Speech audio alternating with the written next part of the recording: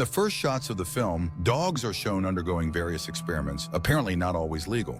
On one of the days at the Korea National Security Council, there are intense debates regarding a recent hostage-taking incident.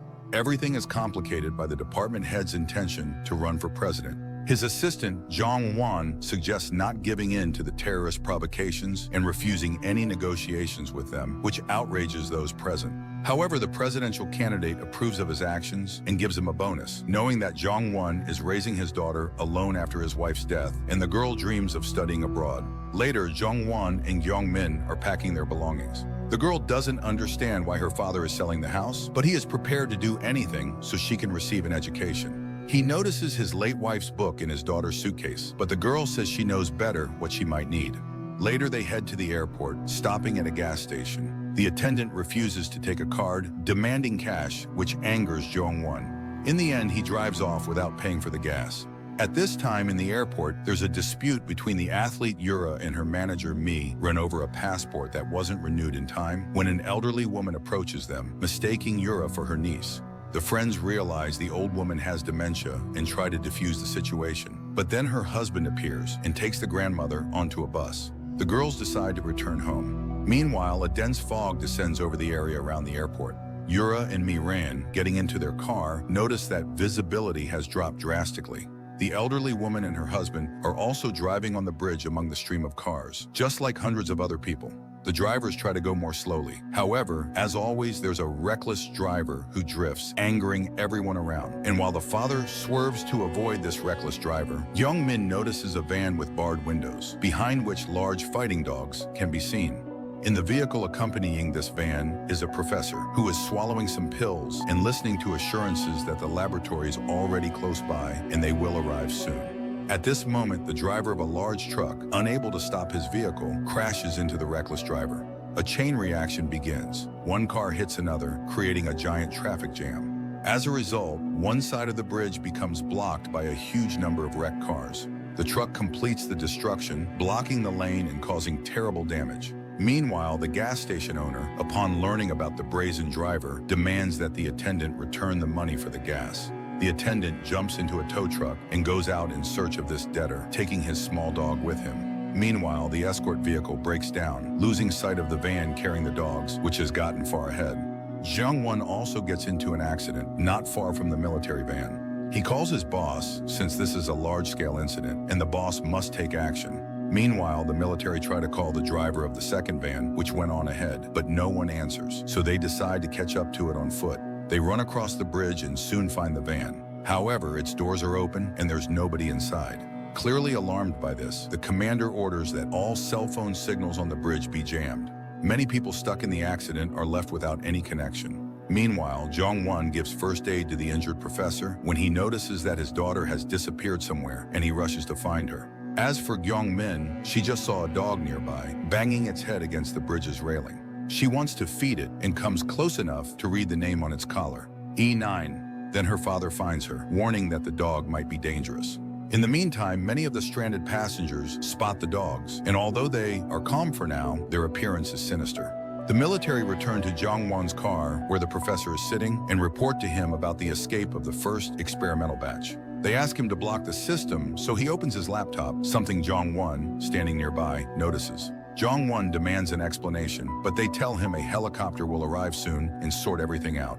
Jong Won becomes even more puzzled, because flying a helicopter in such conditions is a sure path to disaster. He introduces himself, showing his national security ID, demands they identify their branch of service, and immediately disable the jammer, but they restrain him. Meanwhile, the attendant arrives at the accident site, where one of those stranded asks him to tow his car. The guy instantly senses his benefit and starts working for a reward.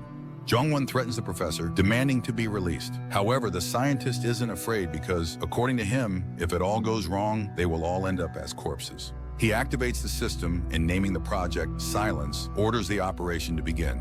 Once the dogs detect the code, they start gathering toward the van, but one of the dogs suddenly stops, which puzzles the professor. He realizes that E9 is uncontrollable, and although the rest of the pack has already run back to the van, this dog doesn't hurry.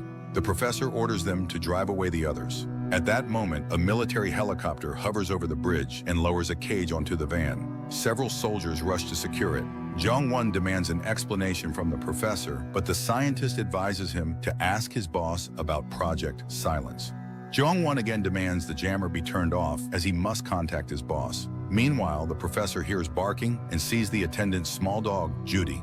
The guy tries to catch her, but the soldiers grab him, preventing him from reaching the spot.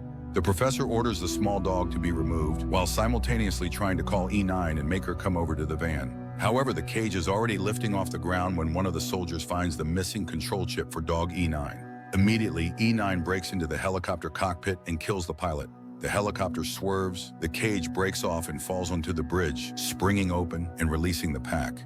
People watch in horror as the helicopter crashes and severs the bridge's suspension cables on the way down. The professor's laptop indicates the dogs are now uncontrollable, and Jong-won is horrified to see there are 116 of them. A minute later, the van doors burst open, the dogs leap out and begin tearing apart anyone they encounter. One of them attacks the professor, and Jong-won, barely fighting it off, manages to push the scientist into a car and runs to find his daughter. Just then, the attendant shows up with his little dog. They see a fighting dog stop in front of them until Jong-won realizes it's about to pounce and shouts for everyone to run. Yura and Mi-ran, who also witness the attacks, get ready to defend themselves, with the golfer grabbing her club.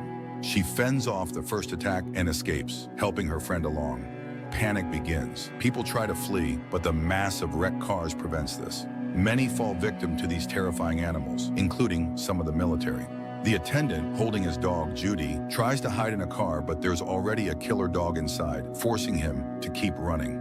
Jong-won and his daughter jump into a car. He starts the engine, ready to drive away, but the girl spots the attendant and begs her father to help him. Seeing a dog closing in on the guy, Jong-won pops open the trunk, the attendant dives in, and Jong-won steps on the gas. Meanwhile, Yura and Mi-ran manage to reach the bus where the elderly couple are sitting, and they hop on. Jong-won drives down the open lane when he sees flames up ahead that quickly spread to nearby cars, making it impossible to leave the bridge. The attendant curses everyone and everything, demanding that Jong-won drive, but it's impossible. Just then, a dog jumps onto the windshield. Meanwhile, Jong-won's boss learns of the situation and looks for ways to solve it. Helicopters can't fly and boats can't help because the bridge is far above sea level. Besides, he can't make sense of the incoherent reports referencing dogs. Reporters demand answers from the presidential candidate, but he keeps quiet about the problem, promising to resolve it as soon as possible. In the meantime, the dog, realizing it can't reach the people inside the car, leaves.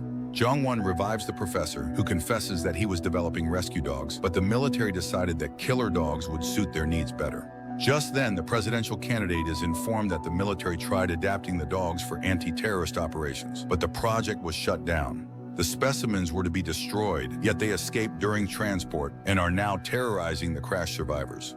Jong-won again calls his boss, and this time the connection goes through. The boss tells him to get off the bridge immediately because among the jammed vehicles, there's a tanker carrying poisonous gas. He says that he himself has only just learned about Project Silence and orders Jong-won to tell no one about it. Once everything is over, he'll go to the very top to punish those responsible.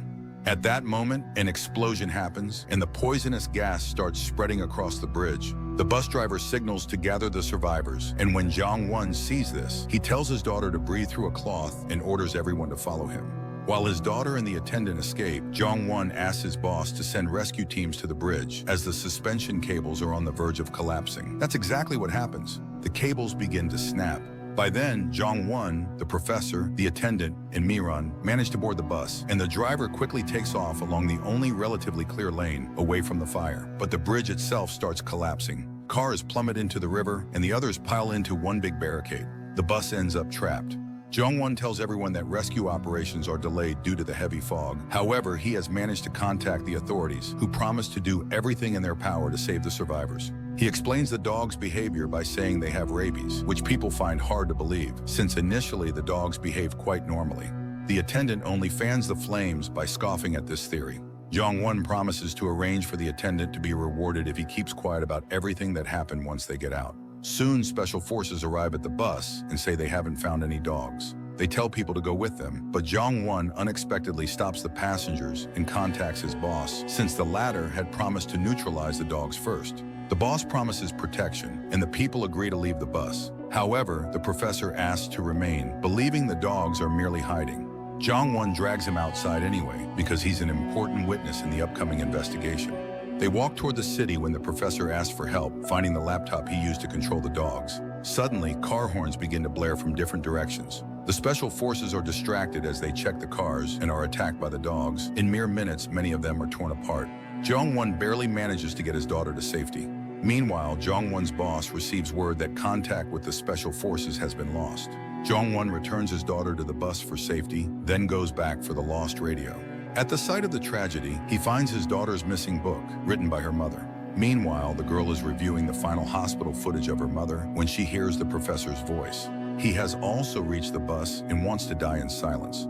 At this moment, Jong-won discovers several survivors hiding in a small van and suggests they figure out how to escape on their own, rather than relying on rescuers. The professor tries to convince the girl that it's impossible to trick the dogs. They were all cloned from E9, and to make E9 vicious, they tormented and killed puppies in front of her. Now she's taking revenge on humans for her children. Meanwhile, the survivors make torches and head to the bus, coordinating with the security chief, who tells them which way to go for guaranteed safety. Jong-won asks him to have snipers ready to shoot the dogs. The boss realizes the project can't be covered up. Jong-min sees the torches and wants to open the bus doors, but the professor stops her. Seeing that the torches are almost burned out, the dogs move in to attack, so the attendant pulls off a fire show using alcohol while Jong-won fires a flare gun.